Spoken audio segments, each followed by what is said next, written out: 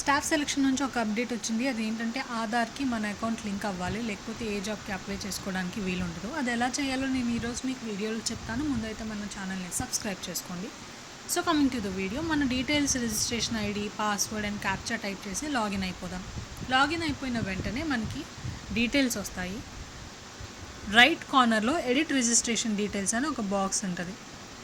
ఒక టైటిల్ కనిపించింది, అది అలా ఉంచేయండి. ఫస్ట్ అయితే ఫేజ్ 13కి నోటిఫికేషన్ రిలీజ్ అయింది, యాక్టివ్లో ఉంది అప్లికేషన్ విండో. అప్లై చేసుకోవడం మర్చిపోకండి. స్టార్టింగ్ ఎండింగ్ డేట్స్ కూడా ఉన్నాయి. Next coming to the video, edit registration డీటెయిల్స్లో క్లిక్ చేస్తే పర్సనల్ డీటెయిల్స్ చూపిస్తుంది. అక్కడ do you have Aadhaar card అని అడుగుతుంది.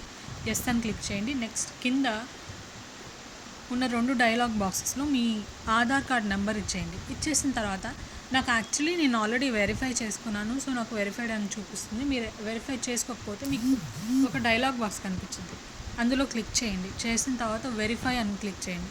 చేస్తే మీకు ఆధార్కి లింక్ అయిన మొబైల్ నెంబర్కి ఒక ఓటీపీ వచ్చింది. ఆ ఓటీపీని ఇక్కడ టైప్ చేస్తే మీ అకౌంట్ వెరిఫై అయిపోతుంది. అలా వెరిఫై అయిపోయిన తర్వాత మీరు ఏ జాబ్కైనా అప్లై చేసుకుని వీలుండిద్ది. That's it. Thanks for watching. Subscribe for more.